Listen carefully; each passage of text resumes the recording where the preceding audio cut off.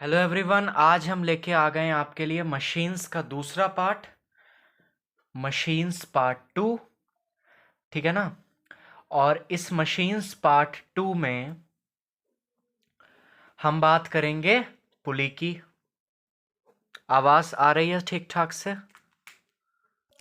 Now the voice would be more clear, I suppose there would be no buffering and all. Okay, तो आज हम बात करेंगे पुली की। ठीक है ना। और पुली में हमको जो सबसे पहला पुली पढ़ना है वो है single fixed pulley. Single fixed pulley. 1 minute, it's again and again. Single fixed पुली का क्या मतलब है कि जैसे हमारे पास इस तरीके से एक रिजिड सपोर्ट होगा और यहाँ पर इस तरीके से हमारे पास एक पुली होगा इस तरीके से। ठीक है ना। तो यहाँ पर ये पुली देखो फिक्स्ड है। ठीक, तो इसको हम कहेंगे सिंगल फिक्स्ड पुली। और यहाँ पर हमने कोई बकेट वगैरह लगा दी है जिसको हम क्या बोलेंगे, लोड। ठीक है ना। और यहाँ से हम इस लोड को खींचेंगे बाय अप्लाइंग सम एफर्ट। ठीक है ना। तो एफर्ट हम लगाएंगे नीचे की तरफ और ये लोड ऊपर जाएगा। Now the main thing is which we have to discuss the three terms, that is the mechanical advantage, दूसरा वेलोसिटी रेशियो और तीसरा एफिशिएंसी ईटा। तो अब इस पुली का मैकेनिकल एडवांटेज क्या होगा? तो हमने कहा कि मैकेनिकल एडवांटेज का फॉर्मूला तो हमने पढ़ रखा है। क्या होता है? Load upon effort. एक चीज और ध्यान दो, ये स्ट्रिंग जो है ये मासलेस है। आइडियल पुली के कंडीशन में हम ये अज्यूम करते हैं कि हमारी जो स्ट्रिंग है वो मासलेस है, ये जो पुली है ये मासलेस है। और तीसरी जो कंडीशन होती है वो ये होती है कि there is no friction between the pulley and the rope. तीन चीजें समझ में आ गई। एक तो पुली मासलेस है, जो कि प्रैक्टिकल कंडीशन में कभी संभव होता नहीं है, लेकिन आइडियलिटी में, किताबों में हम ऐसा ज्यूम करते हैं कि पुली हमारी क्या है, मासलेस है। दूसरा, ये जो रोप है इसके ऊपर पड़ी हुई है ये मासलेस है। और तीसरा, there is no friction between the rope and the pulley. ठीक है। अगर स्ट्रिंग मासलेस होती है, मैं कहाँ लिखूँ कहाँ लिखूँ, यहाँ लिख देता हूँ। स्ट्रिंग यदि मासलेस होती है, स्ट्रिंग अगर मासलेस होती है, जो कि हम अज्यूम करते हैं आइडियल पुली के कंडीशन में, और आपको 12 तक हमेशा स्ट्रिंग मासलेस ही लेनी है, क्योंकि अगर स्ट्रिंग का मास होता है तो कैलकुलेशन बहुत कॉम्प्लिकेटेड हो जाता है। स्ट्रिंग मासलेस है तो उसके हर पॉइंट पे जो टेंशन होगी वो सेम होगी। ध्यान देना, अगर स्ट्रिंग मासलेस है, अच्छा स्ट्रिंग में कौन सी फोर्स डेवलप होती है? स्ट्रिंग में डेवलप होती है टेंशन फोर्स। स्ट्रिंग में कौन सी फोर्स डेवलप होती है? टेंशन फोर्स डेवलप होती है। टेंशन हम हर पॉइंट पर, स्ट्रिंग अगर मासलेस है तो सेम होगी। अच्छा, टेंशन का एक स्वभाव है, जहां से भी उसको देखोगे वहां के अपोजिट डायरेक्शन में तुमको टेंशन दिखाई देगी। मान लो इस पॉइंट से तुम देखोगे स्ट्रिंग को, तो टेंशन तुम किधर लगा देना? Away from you. ठीक है। जिस भी पॉइंट से बैठ करके तुम देख रहे हो स्ट्रिंग को, टेंशन उसके अपोजिट डायरेक्शन में लगा देना। अगर तुम लोड पे बैठ करके स्ट्रिंग को देखोगे तो टेंशन का डायरेक्शन तुम क्या लगाओगे? तुम tension away from the load लगा देना, क्योंकि तुम लोड पे बैठ के देख रहे हो। अगर तुम पुली पे बैठ के देख रहे हो, ध्यान से, अगर तुम पुली पर बैठ करके देख रहे हो, ठीक है, पुली पर बैठ करके देख रहे हो, तो टेंशन किधर होगी? Away from the pulley. Away from the पुली। समझ में आ गई बात? अच्छा, क्योंकि ये स्ट्रिंग सेम है तो देखो इधर भी टेंशन टी है, इधर भी टेंशन टी है। स्ट्रिंग सेम होती है तो टेंशन भी सेम रहेगी। एक पर्टिकुलर स्ट्रिंग में अगर वो स्ट्रिंग मासलेस है तो उसके हर पॉइंट पर टेंशन क्या होगी? सेम होगी। ठीक है। अब बताओ मुझे, यहां पर जो ये लोड है, ये लोड जो है इसको कौन सा फोर्स बैलेंस कर रहा है? यहां पर ये जो लोड है इसको कौन सा फोर्स बैलेंस कर रहा है? ये टेंशन फोर्स। जो एफर्ट है उसको कौन सा फोर्स बैलेंस कर रहा है? Tension force. अरे नहीं आया, क्या नहीं आया इसमें? देखो, लोड नीचे की तरफ जाना चाहेगा ना, लोड अगर तुम इसको छोड़ दोगे, इस स्ट्रिंग को छोड़ दोगे, तो ये लोड कैसे जाएगा? नीचे की तरफ। लेकिन इसको ऊपर खींचने वाला कौन सा फोर्स है भाई? Tension force. तो टेंशन किसको बैलेंस कर रहा है? लोड को। उसी तरीके से जो एफर्ट है वो किसके द्वारा बैलेंस हो रहा है? Tension force. एफर्ट नीचे, टेंशन ऊपर। एफर्ट नीचे, टेंशन ऊपर। दिख रहा है? फ्रेम में आ रहा है? शायद नहीं आ रहा है। तो एफर्ट नीचे, टेंशन ऊपर। तो टेंशन ही तो एफर्ट को बैलेंस कर रही है। तो मैकेनिकल एडवांटेज देखो, लोड अपॉन एफर्ट होता है। लोड किसके द्वारा बैलेंस हो रहा है? टेंशन के द्वारा। एफर्ट किसके द्वारा बैलेंस हो रहा है? टेंशन के द्वारा। तो लोड अपॉन एफर्ट हो गया टी अपॉन टी। क्या आ गया? 1। ध्यान रखना, ideal for an ideal single fixed पुली जो मैकेनिकल एडवांटेज आता है वो कितना आता है? मैकेनिकल एडवांटेज जो आता है वो आता है 1। For an ideal single fixed pulley the mechanical advantage is 1। आ गई बात समझ में? आ गई बात समझ में? नहीं आई? ठीक है, आइडियल सिंगल फिक्स पुली के केस में मैकेनिकल एडवांटेज 1 होता है, लेकिन प्रैक्टिकलिटी में ऐसा होगा नहीं, क्योंकि प्रैक्टिकलिटी में क्या होगा? स्ट्रिंग का भी कुछ मास होगा, पुली का भी कुछ मास होगा, कुछ फ्रिक्शन अवश्य होगा स्ट्रिंग में और पुली में। हाँ, उसको हम मिनिमाइज कर सकते हैं मगर पूरी तरीके से हटा नहीं सकते हैं, तो इस वजह से आइडियल कंडीशन बनती नहीं। मैकेनिकल एडवांटेज 1 होगा नहीं, 1 से कम होगा अगर ideal single fixed practical single fix pulley की बात करेंगे। अब हम दूसरे टर्म की बात करते हैं, that is the velocity ratio. Velocity ratio का फॉर्मूला क्या बताया था? Velocity of effort upon velocity of load. इसको अगर हम थोड़ा सा और खोलें तो हम क्या लिख सकते हैं? डिस्टेंस मूव्ड बाय एफर्ट या displacement of effort per unit time divided by displacement of load per unit time. फिर से, displacement of effort per unit time, displacement of load per unit time. पिछले वाले वीडियो में भी मैंने बता रखा है। टी से टी कट गया तो यहां पर आया displacement of effort upon displacement of load.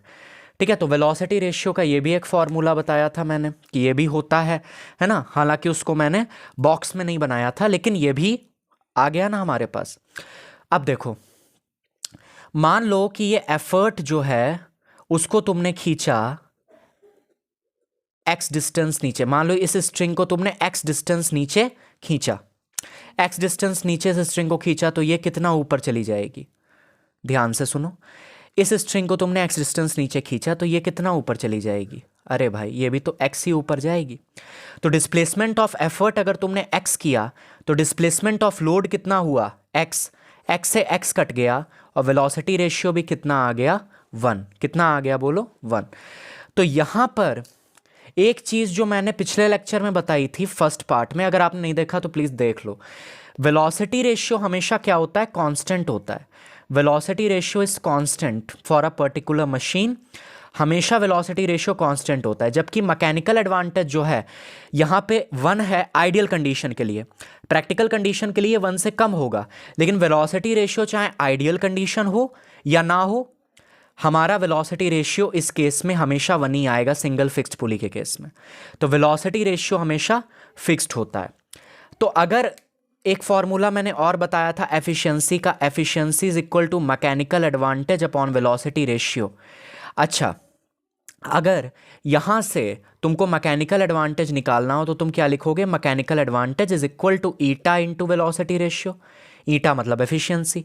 ठीक है, तो यहां पर अगर तुम्हें मैकेनिकल एडवांटेज निकालना है किसी भी पुली का तो तुमको वो एफिशिएंसी पहले से दे के रखेगा। ठीक, वेलोसिटी रेशियो सिंगल फिक्स्ड पुली के केस में कितना रहेगा? हमेशा 1। चाहो तो याद कर लो इस चीज को, नहीं तो डिराइव कर लेना एग्जाम में। ठीक है, तो वेलोसिटी रेशियो क्या रहेगा? 1। एफिशिएंसी तुमको दे रखेगा, मैकेनिकल एडवांटेज तुमको निकालना होगा। क्लियर है बात? जैसे तुमको एफिशिएंसी दे देगा 90%, चल नहीं रहा, हटाओ इसको। एफिशिएंसी दे देगा 90%, मतलब 90 अपॉन 100। ठीक है, एफिशिएंसी हो गई। तो मैकेनिकल एडवांटेज कितना हो जाएगा? 90 अपॉन 100 इंटू 1, ये आ गया तुम्हारे पास 0.9। मैकेनिकल एडवांटेज देखो 1 से कम आ रहा है। आइडियल केस में केवल 1 होता है, प्रैक्टिकल केसेस में 1 से कम आएगा। मान लो तुमको एफिशिएंसी दे देगा 80%, तो मैकेनिकल एडवांटेज क्या आएगा, 80/100 into velocity ratio which is always fixed, that is 1 in the case of single fixed पुली। तो ये आ गया 0.8। तो उम्मीद है समझ में आ गया होगा कि वेलोसिटी रेशियो कांस्टेंट होता है और इसका हमें बड़ा फ़ायदा मिलता है मैकेनिकल एडवांटेज निकालने में एफिशिएंसी से। तो अब हम आगे बढ़ते हैं, सिंगल मूवेबल पुली पे आते हैं। देख लेता हूं इसमें कुछ बचा तो नहीं है बताने को।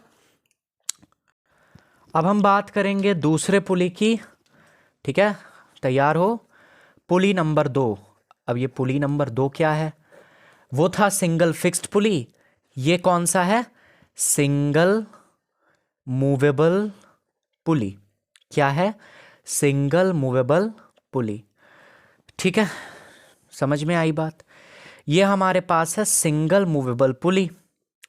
अच्छा, अगर ये सिंगल मूवेबल पुली है हमारे पास, तो ये कैसा होता है, देखो ये कुछ ऐसा होता है।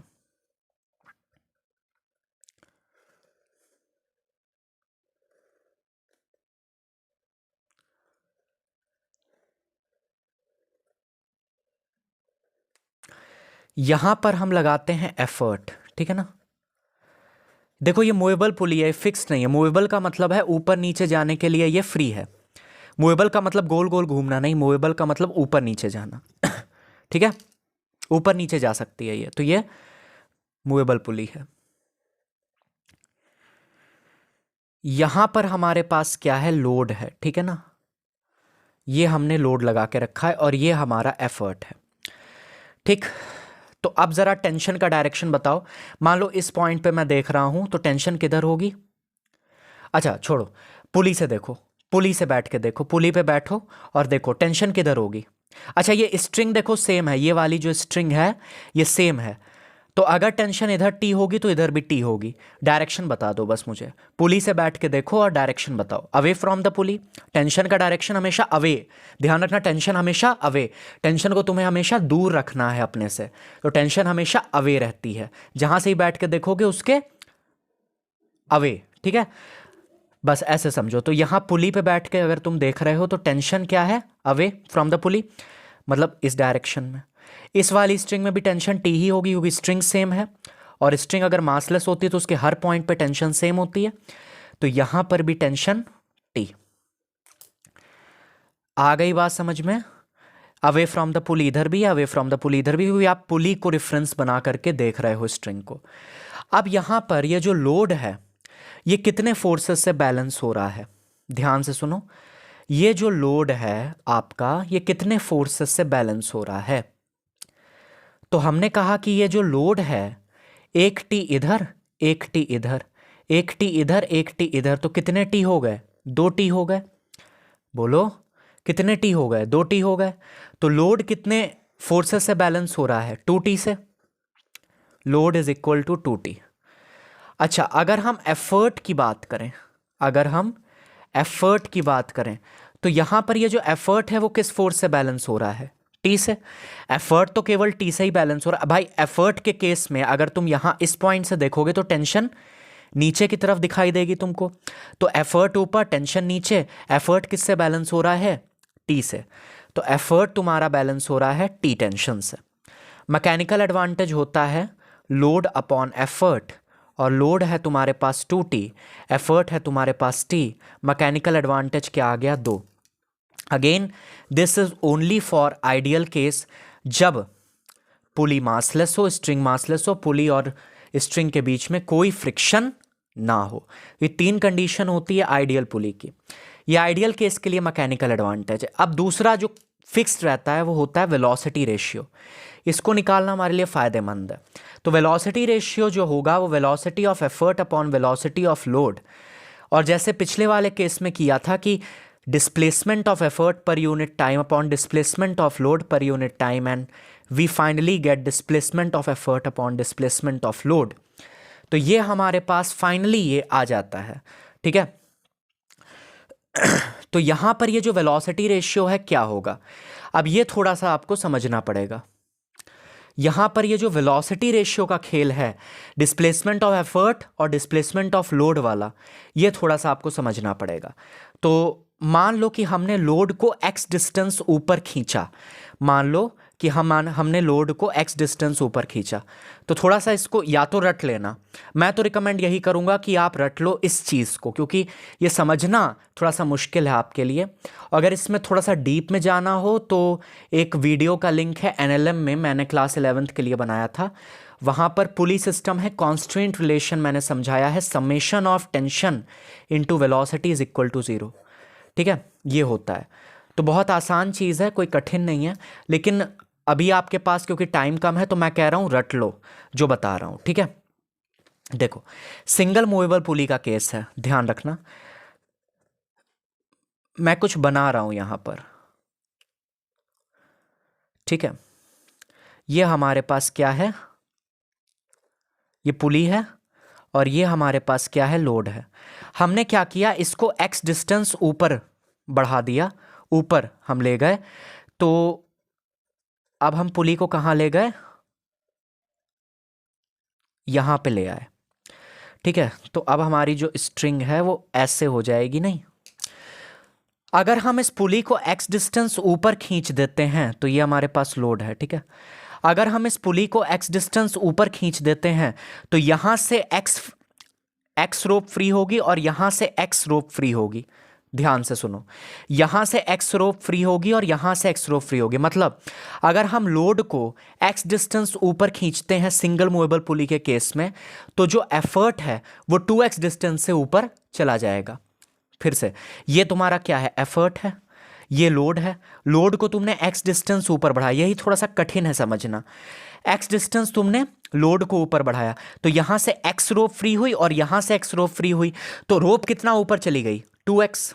ठीक है, तो इस वजह से ये जो effort, distance moved by effort जो है वो होगा 2x। अगर डिस्टेंस मूव्ड बाय लोड जो है वो x है, तो ध्यान रखो इस केस में जो डिस्टेंस मूव्ड बाय एफर्ट होता है वो 2x होगा, and distance moved by load जो है वो x होगा। तो यहां पर वेलोसिटी रेशियो भी तुम्हारा कितना आ गया, 2 आ गया। अब इस केस में भी वेलोसिटी रेशियो फिक्स्ड रहेगा, तो तुमको क्या दे देगा वो, तुमको दे देगा भाई कि एफिशिएंसी है 60%, मैकेनिकल एडवांटेज निकालिए। तो मैकेनिकल एडवांटेज क्या होगा, efficiency into velocity ratio. Efficiency मान लो तुम्हारी है 60/100, वेलोसिटी रेशियो इज फिक्स्ड, तो यहाँ पे आ गया 0.6 इंटू 2, दैट इज 6 2 12, 1.2। यही तो होगा, यही होगा ना। ठीक है, तो ये तुम्हारे पास वेलोसिटी, अच्छा वेलोसिटी रेशियो भी एक रेशियो है ना, तो उसमें भी कोई यूनिट नहीं होती है। तो ये समझ में आया, जब तुम लोड को x डिस्टेंस ऊपर बढ़ाओगे तो तुम्हारा जो एफर्ट है वो 2x से ऊपर चला जाएगा। ठीक है, लेकिन यहां पर ये मशीन जो है इसका मैकेनिकल एडवांटेज है 2, तो ये कैसे काम करेगी, फोर्स मल्टीप्लायर की स्पीड मल्टीप्लायर, बोलो। ये फोर्स मल्टीप्लायर की तरह काम करती है, लेकिन इसके साथ एक दिक्कत है। सोचो क्या दिक्कत है, दिक्कत यह है कि यहां पर तुम्हें एफर्ट ऊपर के डायरेक्शन में लगाना पड़ रहा है, और मैंने बताया था कि एफर्ट ऊपर के डायरेक्शन में लगाना बहुत मुश्किल होता है। तो ये इसके साथ थोड़ी सी दिक्कत है। तो इस दिक्कत को सॉल्व कैसे करें, अच्छा पिछले वाले केस में हमने एफर्ट जो लगाया था वो नीचे के डायरेक्शन में लगाया था, तो ये जो सिंगल फिक्स्ड पुली है ये बेसिकली क्या करता है, it changes the direction of effort, it changes the direction of effort, ये एफर्ट के डायरेक्शन को चेंज कर देता है।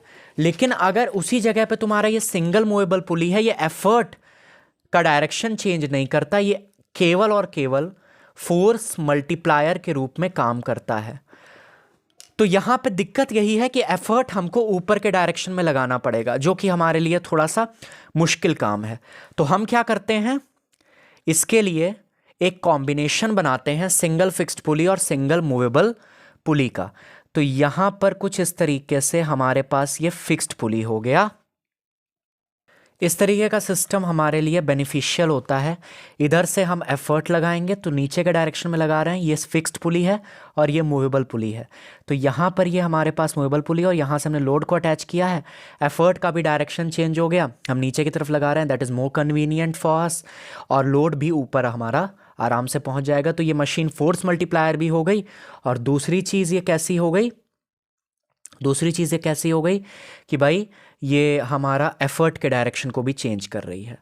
अच्छा, ये मशीन क्या वेलोसिटी मल्टीप्लायर भी है? सिंगल मूवेबल पुली के केस में अगर हम बात करें, सिंगल मूवेबल पुली के केस में वेलोसिटी रेशियो हमारा क्या आ रहा था, 2 आ रहा था। देखो वेलोसिटी रेशियो अगर कभी भी 1 से ज़्यादा आता है ना, वेलोसिटी रेशियो अगर कभी भी तुम्हारा 1 से ज़्यादा आता है तो क्या होता है, पिछले लेक्चर में बता चुका हूँ कि स्पीड डिक्रीज करती है किसकी, लोड की। तो सिंगल मूवेबल पुली के केस में अगर तुम एफर्ट लगा रहे हो बड़ी जल्दी जल्दी तो लोड बहुत धीरे धीरे से ऊपर उठेगा। लेकिन सिंगल फिक्स्ड पुली के केस में ऐसा नहीं होता। सिंगल फिक्स्ड पुली के केस में जितने रेट पर आप एफर्ट लगा रहे हो, चाहे एफर्ट मान लो तुम इसको नीचे खींच रहे हो 5 मीटर प्रति सेकंड की रफ्तार से, इसको नीचे खींच रहे हो 5 मीटर पर सेकंड से, तो लोड ऊपर जाएगा 5 मीटर पर सेकंड से। इसलिए यहाँ पर वेलोसिटी रेशियो क्या है, 1। अगर 1 से ज़्यादा होता है वेलोसिटी रेशियो तो लोड की स्पीड डिक्रीज हो जाती है, पिछले लेक्चर में भी बताया। तो ये मशीन क्या है, single fixed pulley acts as force multiplier, speed multiplier, it changes the direction of effort, it changes the direction of effort. Single movable pulley acts as force multiplier, ठीक है, स्पीड मल्टीप्लायर की तरह वो काम नहीं करता, डायरेक्शन ऑफ एफर्ट को भी चेंज नहीं करता। इसके लिए हम क्या करते हैं, ऐसा कुछ सेटअप बनाते हैं, ठीक है ना, ठीक, जिससे कि हमें एफर्ट भी नीचे लगाना है और लोड भी हमारा आराम से ऊपर चला जाए, फोर्स मल्टीप्लाई हो जाए हमारा। ओके, उम्मीद है क्लियर हो गई है बात। अब हम आगे बढ़ रहे हैं ब्लॉक एंड टैकल सिस्टम की तरफ। तो ब्लॉक एंड टैकल सिस्टम आराम से समझना बहुत मुश्किल लगता है लोगों को, लेकिन बहुत आराम से समझाएंगे तो ब्लॉक एंड टैकल हो जाएगा और ये चैप्टर खत्म हो जाएगा। चलिए भाई, ये वाला क्वेश्चन देखिए आप लोग, ये आईसीएससी में पिछले सालों में आया हुआ क्वेश्चन है, ठीक है ना, प्रीवियस ईयर क्वेश्चन है ये। पहले इसको सॉल्व करिए, फिर हम ब्लॉक एंड टैकल सिस्टम में आगे बढ़ेंगे। What kind of pulley are A and B? A वाली कौन सी पुली है, फिक्स्ड पुली है कि मूवेबल पुली है? ए वाली कौन सी पुली है? तो हमने कहा कि जो ए वाली है वो सिंगल मूवेबल पुली है। और बी वाली कैसी है? देखो ये यहां से फिक्स्ड है तो ये कैसी हो गई, सिंगल फिक्स्ड पुली। अब मूवेबल और फिक्स्ड में पहचानने में दिक्कत तो नहीं होगी आपको। फिक्स्ड वाली हमेशा ऊपर से बंधी होती है, ठीक है, ऊपर से, ध्यान रखना, ठीक। तो बी वाली जो है वो हमारी कैसी है, सिंगल फिक्स्ड पुली है, और ए वाली हमारी कैसी है, सिंगल मूवेबल पुली है। पर्पस ऑफ बी क्या है, बी किस लिए लगाई थी हमने, to change the direction of, to change the direction of, to change the direction of what, effort, to change the direction of effort, ठीक है ना। पर्पस ऑफ बी इसलिए लगाया था। Effort required to lift a load of 20 kgf, load आपको दिया है कितना है, 20 kgf। एफर्ट हमें कितना लगाना पड़ेगा, इसके लिए हमको मैकेनिकल एडवांटेज चाहिए, ठीक है, मैकेनिकल एडवांटेज चाहिए। अब मैंने आपको बताया था कि सिंगल मूवेबल पुली का मैकेनिकल एडवांटेज कितना होता है, जहां पर भी आपको सिंगल मूवेबल पुली दिखे उसका मैकेनिकल एडवांटेज कितना होता है, 2 बताया था, मैकेनिकल एडवांटेज 2 होगा। तो यहां से हम ये लिख सकते हैं कि mechanical advantage is equal to load upon effort. तो मैकेनिकल एडवांटेज तुम्हारे पास है 2, इस पूरे सिस्टम का जो मैकेनिकल एडवांटेज है वो कितना है, 2। ध्यान रखो क्योंकि यहाँ पर सिंगल मूवेबल पुली है, जहाँ पर भी सिंगल मूवेबल पुली दिखे वहाँ पे तुम्हारा जो मैकेनिकल एडवांटेज हो जाएगा वो कितना हो जाएगा, बोलो 2। तो यहाँ पर मैकेनिकल एडवांटेज कितना है, 2। लोड क्या है तुम्हारे पास, 20 kgf। एफर्ट क्या है, ई तुम निकाल लोगे 10 kgf। तो भैया 10 kgf का तुम एफर्ट लगाओगे और तुम उठा कितना रहे हो लोड, 20 kgf का। उम्मीद है समझ में आ गई होगी बात, ठीक है, समझ में आ गई होगी बात। अच्छा, आप लोग कह रहे होगे कि इस पूरे सिस्टम का मैकेनिकल एडवांटेज दो कैसे है, तो मैं वो भी बता सकता हूँ। देखो, ये टेंशन T, ये टेंशन T, ये tension T, load is equal to 2T, effort is equal to T। तो यहाँ पे load upon effort that is 2T upon T कितना हो जाएगा, 2। तो इस पूरे सिस्टम का जो मैकेनिकल एडवांटेज आ गया वो 2 आ गया। आप समझ में आ गई बात। मूव करें ब्लॉक एंड टैकल सिस्टम की तरफ। अब देखो देखो, ये है तुम्हारा बड़ा प्यारा सा ब्लॉक एंड टैकल सिस्टम। क्या है ये, क्या बना दिया है, कुछ नहीं है, देखो बहुत आसान है। अच्छा, ब्लॉक एंड टैकल होता क्या है? ब्लॉक कहीं कहीं किताबों में ये लिखा रहता है कि ब्लॉक है सिंगल जो फिक्स्ड पुलीज हैं उनको हम ब्लॉक कहते हैं, और जो मूवेबल पुलीज हैं उनको हम टैकल कहते हैं। कुछ कहते हैं कि जितने भी पुलीज हैं उनको हम ब्लॉक कहते हैं, और ये जो रोप पड़ी हुई हैं उनको हम टैकल कहते हैं। तो इस डेफिनेशन से आपको कोई बहुत ज़्यादा लेना देना नहीं है, आपको कॉन्सेप्ट समझना है। देखो, ब्लॉक एंड टैकल सिस्टम में आपके पास कई सारी पुलीज होती हैं, मैनी पुलीज, ठीक है, उनको आपको अरेंज करना होता है, ठीक है। ब्लॉक एंड टैकल सिस्टम में आपको कई सारी 2 पुली, 3 पुली, 3 पुली से शुरू होता है ब्लॉक एंड टैकल सिस्टम, 4 पुली, 5 पुली तक आपके कोर्स में रहता है। जो क्वेश्चंस होते हैं वो 5 पुली तक रहते हैं, 5 पुली से ज़्यादा कभी आता भी नहीं है। तो मैंने 5 पुली तक आपको बताया है, 5 पुली तक मैं पूरा समझाऊंगा आपको। तो यहाँ पर ब्लॉक एंड टैकल सिस्टम में कई सारे पुलीज होंगे। अच्छा, जैसे मान लो यहाँ पर हमें बनाना है block and tackle system of 3 pulleys, 3 पुली का ब्लॉक एंड टैकल सिस्टम बनाना है। तो ध्यान रखना, ऊपर में ज़्यादा पुलीज रखना, ये बनाने को आता है। अब तो खैर सब्जेक्टिव पेपर नहीं है, पहले आता था और हर बार आया है बोर्ड में। तो यहाँ पर है 3 पुलीज, 3 पुलीज हैं, तो इसमें ऊपर में ज़्यादा रखना, नीचे में कम रखना, ठीक है। तो ऊपर में तुमने 2 रखे और नीचे में तुमने क्या लगा दिया, 1। ये वाला देखो मूवेबल पुली है। ऊपर वाले जो पुलीज होते हैं, ऊपर वाले जो पुलीज होते हैं वो फिक्स्ड पुलीज होते हैं, नीचे वाला जो पुली होता है वो मूवेबल पुली होता है, उसी से हम लोड को टांगते हैं। ऊपर में ज़्यादा, नीचे में कम, ध्यान रखना। अगर बराबर में डिस्ट्रीब्यूट होगा तो बराबर में डिस्ट्रीब्यूट कर, जैसे 4 पुली हो गए तो 2 ऊपर 2 नीचे ऐसे लगा देना। लेकिन अगर बराबर में डिस्ट्रीब्यूट नहीं हो रहे हैं तो ऊपर में ज़्यादा रखना, नीचे में कम रखना। ऊपर वाले फिक्स्ड, नीचे वाला मूवेबल, मूवेबल वाले से तुम्हें लोड लगाना होता है। और फिर स्ट्रिंग डाल दो। स्ट्रिंग तुमने कैसे डाली, स्ट्रिंग तुम ऐसे डालो, देखो इस तरीके से, यहाँ से सबसे ऊपर वाले पुली से, फिर सबसे नीचे वाले में, और फिर बीच वाले में, और उसके बाद सामने वाले में ला करके बांध देना, सामने वाले में ला करके बांध देना। एक बार इसको बना लो कॉपी में सही से, एक बार इसको प्रैक्टिस कर लो, ये हवा में काम नहीं होगा, प्रैक्टिस करो। देखो यहाँ से आप लेके आए सबसे नीचे वाले में, फिर बीच वाले में और सामने वाले में तुमने स्ट्रिंग को क्या किया है, बांध दिया है, ठीक है ना। अब देखो लोड किसके बराबर है, तो यहां पर देखो, पहले देखो एफर्ट किसके बराबर है, एफर्ट T के बराबर है, एफर्ट टेंशन T के बराबर है। लोड यहां पर किसके बराबर है, देखो ये एक ही स्ट्रिंग तो जा रही है, एक ही स्ट्रिंग तो है यहां से यहां तक पूरी, तो क्योंकि ये एक ही स्ट्रिंग है तो यहां पर टेंशन क्या होगी, सेम होगी हर पॉइंट पर, क्योंकि हम लेके चलते हैं कि भाई स्ट्रिंग मासलेस है। तो यहां पर टेंशन T, यहां पर टेंशन T, यहां पर टेंशन T, जो लोड है T के बराबर, एफर्ट T के बराबर। Mechanical advantage load upon effort होता है 3T upon T is equal to 3। ये क्या हो गया, फोर्स मल्टीप्लायर, क्योंकि मैकेनिकल एडवांटेज 1 से ज्यादा है। आ गई बात समझ में।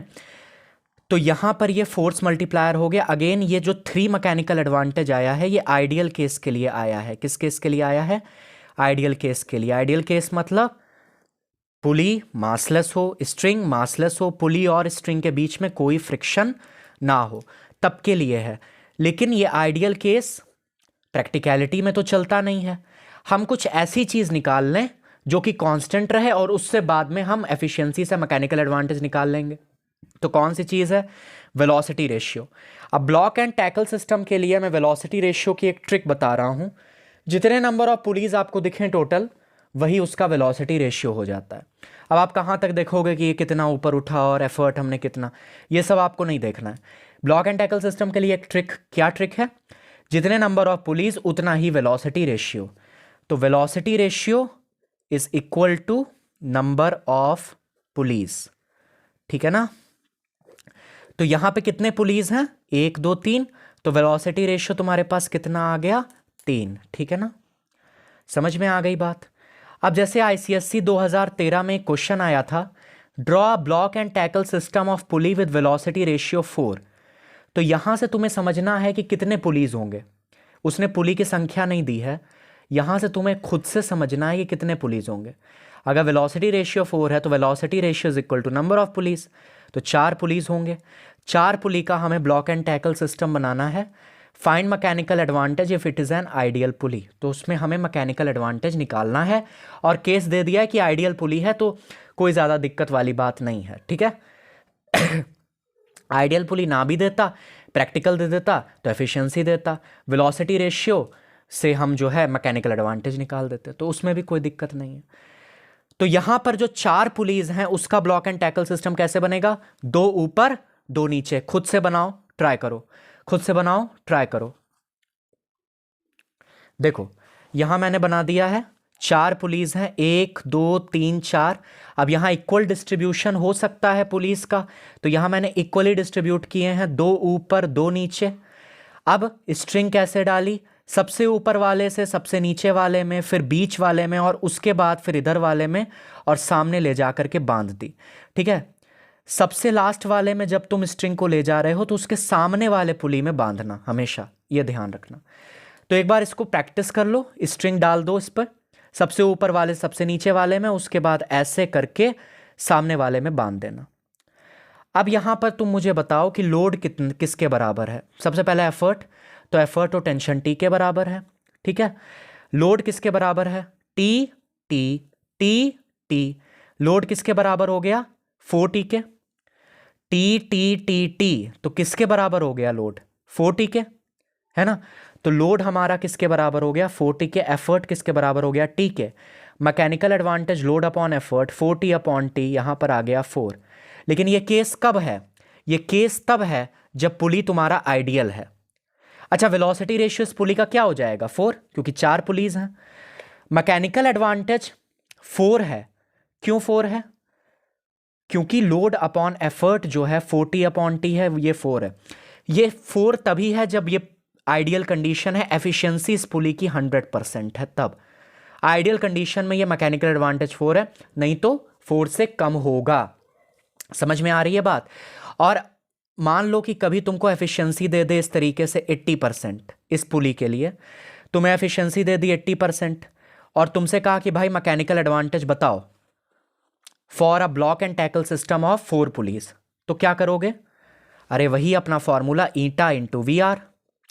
वी आर क्या होगा block and tackle system of 4 pulleys के लिए? 4। एफिशिएंसी क्या दी है? 80%। तो यहां से इसको काट देना, 0.8 इंटू 4, 8 4 32, तो यहां पर हो जाएगा 3.2, है ना, ठीक है।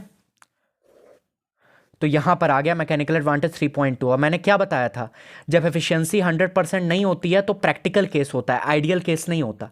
तो प्रैक्टिकल केस में तुम्हारी जो एफिशिएंसी है वो कितनी है? 80%। उस केस में तुम्हारा मैकेनिकल एडवांटेज देखो 4 से कम आ रहा है। समझ में आ गई बात? तो एक बार फिर से सम अप कर देते हैं। Mechanical advantage load upon effort, ठीक है। Velocity ratio number of pulleys, ठीक है। और जो मैकेनिकल एडवांटेज तुम निकालते हो वो आइडियल कंडीशन के लिए निकालते हो, एफिशिएंसी 100% के लिए निकालते हो। अगर तुम्हें एफिशिएंसी कुछ और दी होगी तो मैकेनिकल एडवांटेज तुम्हारा जो कैलकुलेटेड है उससे कम निकलेगा, ठीक है ना, जैसे इस केस में निकला। यहां पे एफिशिएंसी 100% थी तो मैकेनिकल एडवांटेज 4, यहां पे 80% है तो मैकेनिकल एडवांटेज 3.2। समझ में आ गई बात?